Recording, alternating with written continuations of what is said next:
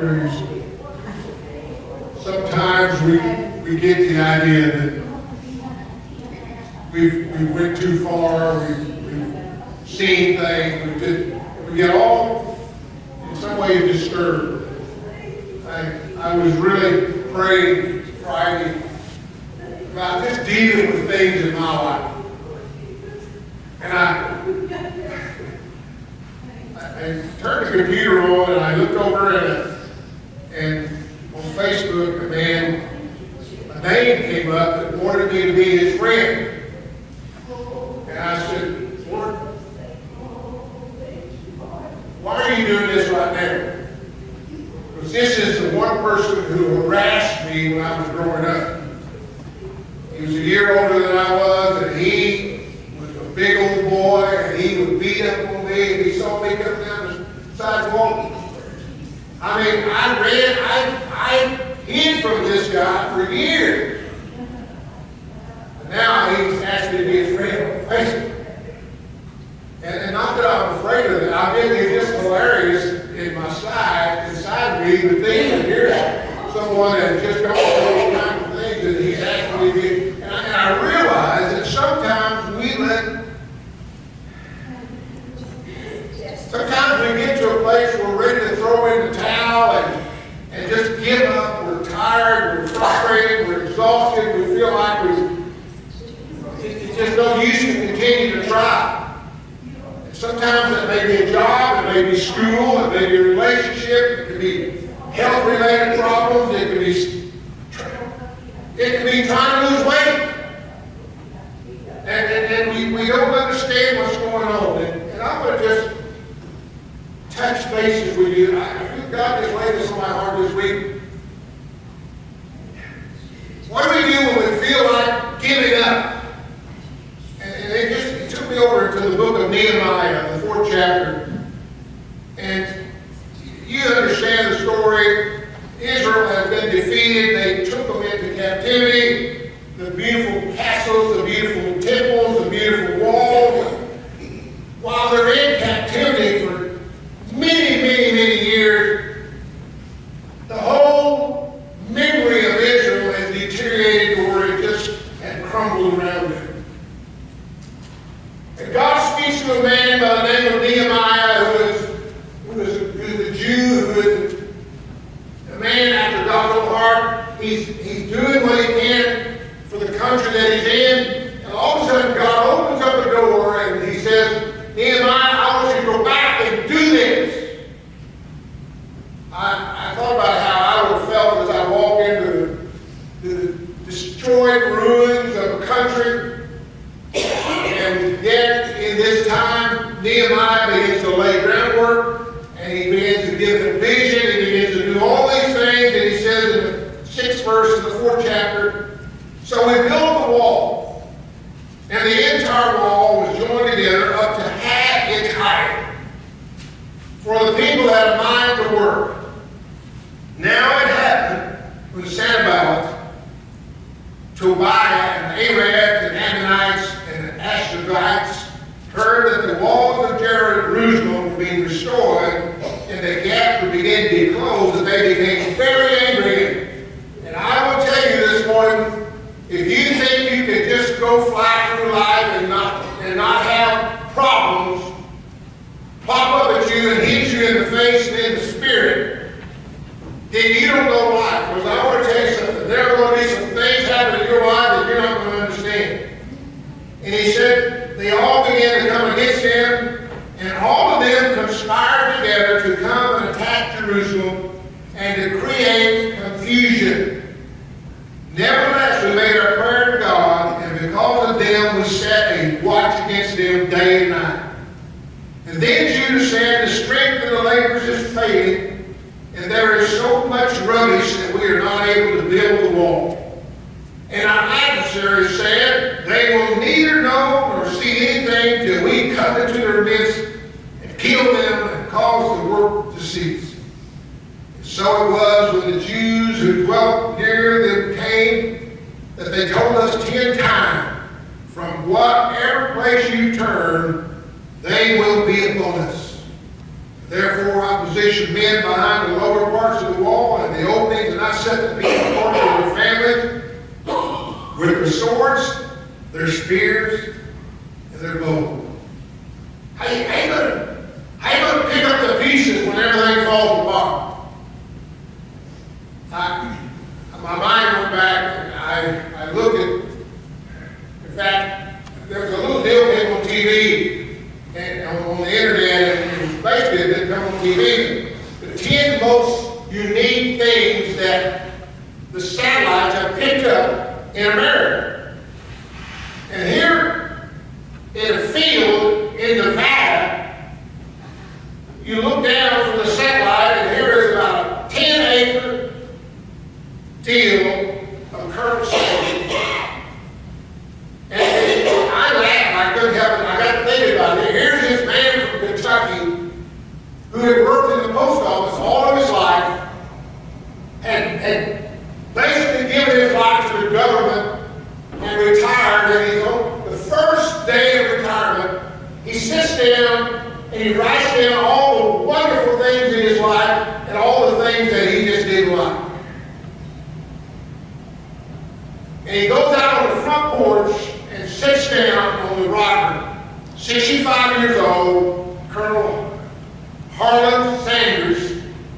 And when he sat down, he literally began to cry because he realized that, and he asked himself, is this all life was about? He goes down to the west and begins to look at things that have been a blessing to him, and he smiled when he looked at the recipe that his mother gave him for fried chicken. He went back to the house and made some. And he got to thinking over the next few days, you know what, that's the most incredible taste I've ever had in my life. And he goes down to a local little restaurant there in town, and he says, can I work in your kitchen part-time? And he makes this chicken. And after a few months, it becomes the most popular thing that that restaurant sold. And he scratches his head one night and he says, you know what, if everybody likes it like I think they do, why don't I start my own restaurant? over 65 years old, Colonel Harlan Sanders begins life anew. And there's probably not one person here who hasn't tasted Kentucky Fried Chicken. How do you do that? How do you go on? How do you look at life and say, I don't give up. I'm not going to quit. I'm not going to let things keep me from doing what God's called me to do. And when I look at that, I'm going, Lord, that's the way we ought to be as Christians. We can't give up. We can't let the things of life keep us from being who God calls us to be. A very severe drought happened many, many years ago in the orchards, the grape orchards in California. All of a sudden, that drought, and they look at over a period of several days, the grapes dried up on the vines, and they were losing everything. The loans were called, they lost it, and one of the guys that belonged to this family goes in and pulls these little dried up grapes off the vines, and he goes to town. And he calls them, I think, Provarian delicacies. And people reached in, took a sample, and they kind of liked it. They began to buy it. And over a period of a few days, the beginning of sun-made raisins took hold.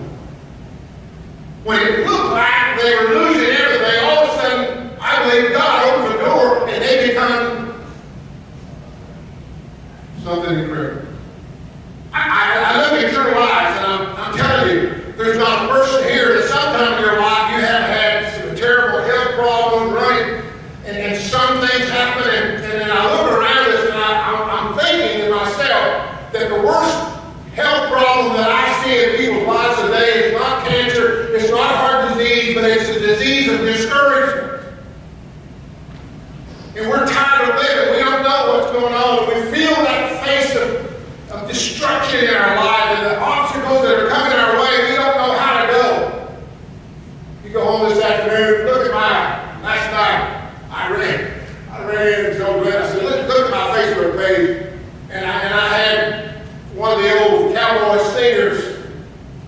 over there and he sang the song,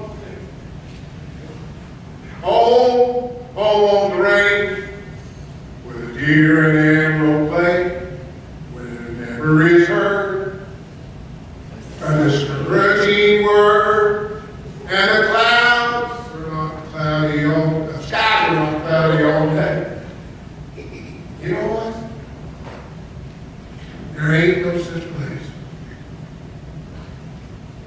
You can live in the mountains, you can live on the plains, you can live in the desert, you can live anywhere you want to, but you're going to have some cloudy days. You're going to have some days when you don't understand what's going on around you. You're going to have rain, you're going to have storms. How do you deal with the causes and the cure for discouragement?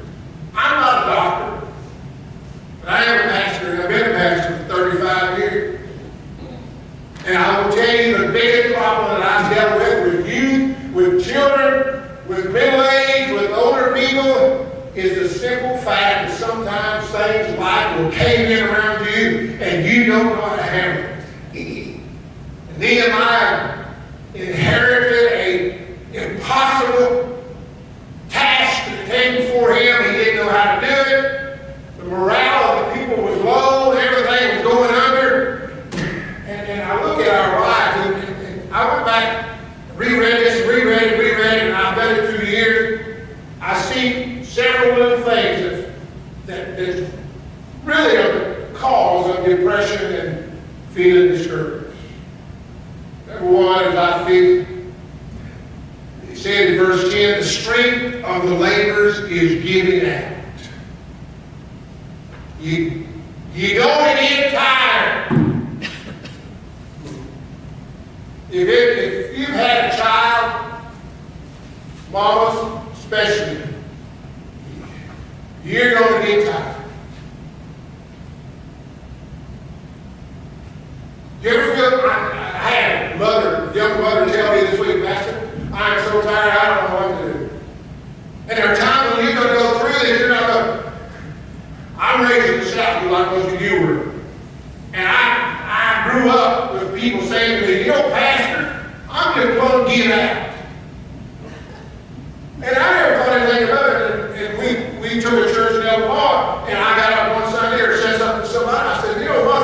I've been so busy all week, I'm just going to give out. And I had about 5 or 6 people standing around me going, huh? Wait, you're what? Yeah, I'll give out. Sometimes we need some rest. Now, that doesn't give you permission to not offer church, okay?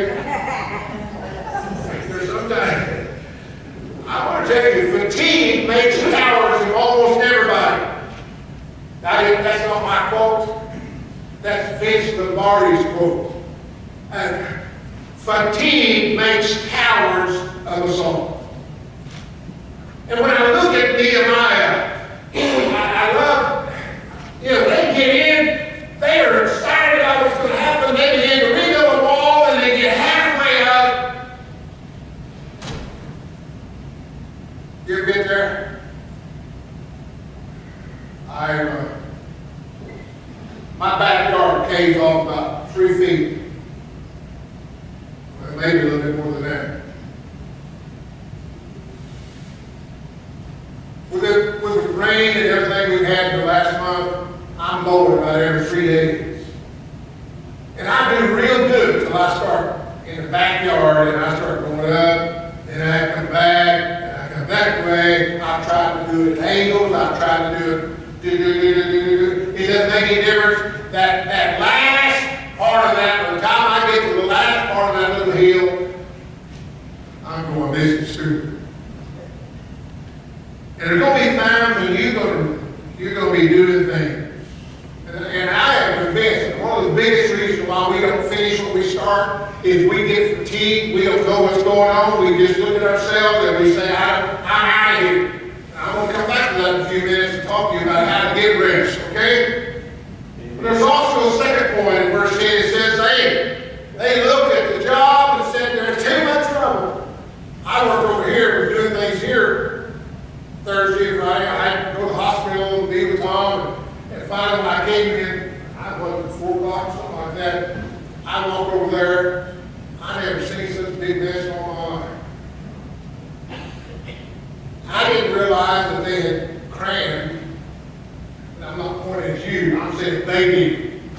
Somebody had crammed. I mean, there is, and she's right, there's about 3 dumpster loads out there that we've got to get rid of. And you look at that and you can get frustrated. You look at the broken bricks, you look at the mortar that's all there, and it just looks, there comes a place you just say, is this road ever going to go away?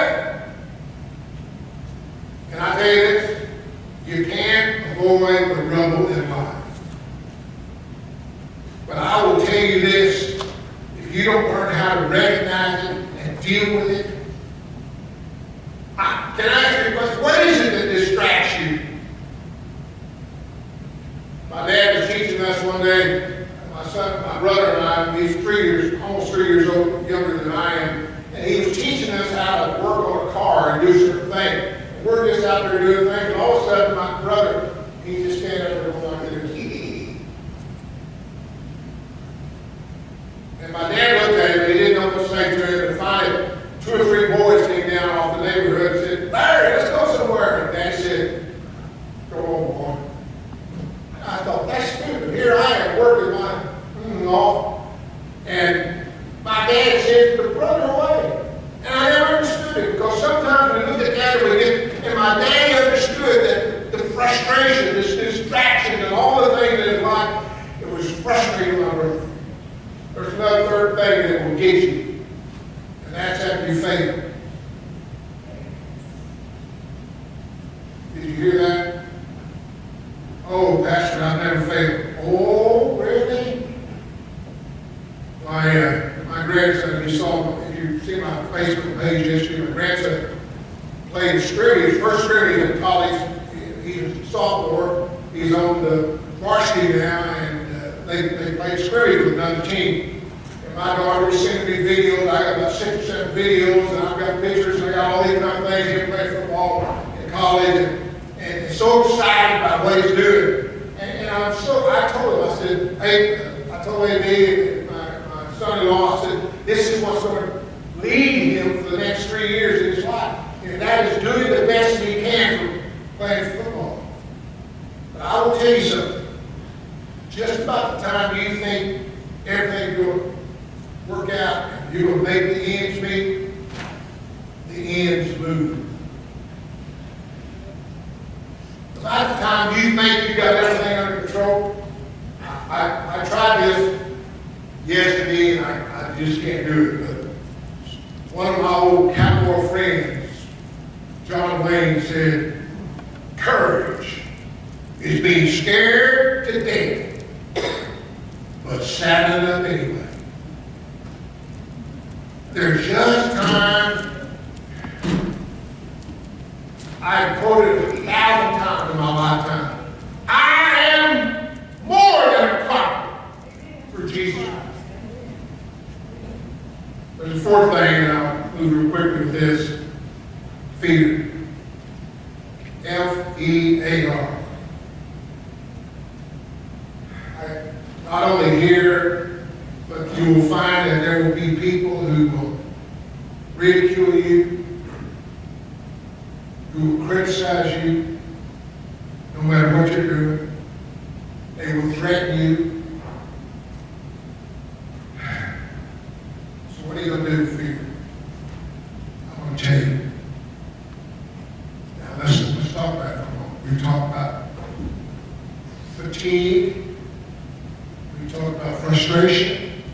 We talk about failure. And we talk about fear.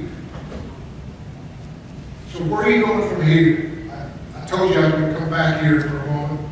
In Psalm 127, in vain you rise early and stay up late, toiling for food to eat, for he grants sleep to those he loves. I told someone in the church this week, I don't understand why my wife can get ready for bed and she goes to begin to lay down, and I'm exaggerating just a little bit, but by the time the covers lay down, she's asleep. I don't don't understand how that can happen. Is that a female trait? Because I've never seen when I lay down, I got this period I got to go through. I've got to think everything I did all day, and I got to think about everything that I'm going to do, and I got to think about how I hurt, and I got to think about how I don't hurt. I got all these kind of things going on. Do you realize one of the 10 commandments has to do with our bodily rest? Do you hear me? On the 7th day, rest. Verse 13 says, therefore, I stationed some of the people behind the lowest points of the wall at the exposed places. What am I seeing here? Reorganize your life.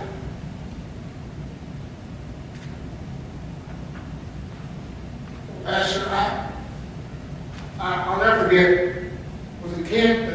I guess it was. He became my youth pastor in O'Fallon, Illinois. He's now with the group. That just doing wonderful. One of the first weeks that Kent was with us, maybe it's Dave, but one of my youth pastors, the first week I wanted to be with him, and I wanted to be with me, and I wanted to do da-da-da-da. But every time we turned around, there was 10 things to do. And O'Fallon is right outside of Scott Air Force Base, which is also on the other side of that is Belleville, Illinois. And you got all that, I mean, it's crazy. All the people in the hospital over there, and da-da-da-da-da-da. And we'd get in the car in the morning, and we would take off, and we'd tell the secretary we'd be back, and then we'd go to Belleville, go to the hospital, come back, go to Scott Air Force Base, with this, da-da-da-da. And my youth pastor looked at me after about 2 days, he said, how in the world do you keep up with all that? And I looked at him and I just said, you know what? It's up here and it's in here. That was 40 years ago. Oh, my stuff was down there. That's how I keep up with things today. Part of my brain unplugged. When I used to remember everything, every moment, I have 20 things to do during the day and didn't miss one of them. That doesn't happen today. You hear me? Come on with me. Somebody just shake your head. I got to write it down. I got to put it down. Wes and I were talking about something a while ago, and he said, Pastor, he came over, I asked him something about, anyway, and he whispered the answer to my ear. I said, yeah, I remember that. I went back to my pew, and I was going to tell Linda. Good. So Wes, write it down. Okay. I think you got where it's at. You forgot too. Okay. Reorganize your life. If you can't remember like you used to, write it down. If you can't remember the scripture, I've got 2 complete programs of the Bible in my iPhone, and one of them has 7 translations in it. I love it because anywhere I'm at, I've got it there.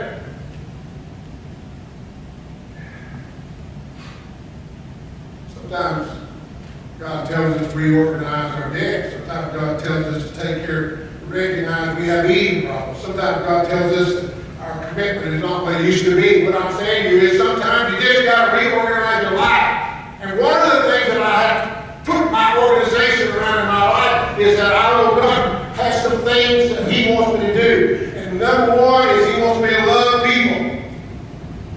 He wants me to encourage people. He wants me to serve people. He wants me to pray for people. And of those 4 or 5 things, that's part of my life that keeps me going. And if we're not careful, we lose sight of that fact. And we're standing on the front porch and we're looking at what life was before. And God is saying, I'm not through with you yet. Verse 14 says, don't be afraid. Remember the Lord is great. He is awesome.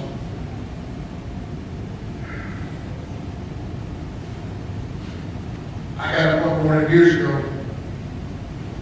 Saturday morning, we always did a big breakfast for the girls. And I was in there, and I tried to stay out of the way, but Glenn handed me some toast, and she said, would you put these in the toaster and toast me? And I went over and stuck them in there, and I pushed down, and then I started talking to the girls, and I started talking to Glenda. We got everything ready, and she said, where's the toast? I said, I put it in the toaster. It hadn't popped up yet. She looked over and she said, it'd help if you plugged it in.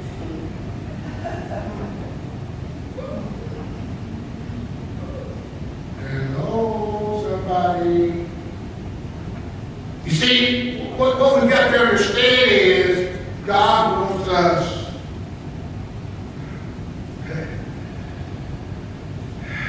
Are you plugged in? This one keep it plugged in. We've got a Bible in there. God's faithfulness to you in the past. God's closeness to me in the present. And God's promise and power in the future. Kind of like Psalm 119, it says, I am laid low in the dust. Lord, preserve my life according to your word. I will make it. Don't give up. I've been studying some of the old preachers. D.L. Moody, who was one of the great men of God, said, I have never known God to use a discouraged person. Did you hear what I just said? I have never known God to use a discouraged person. So how you going to get out of it? P-R-A-Y.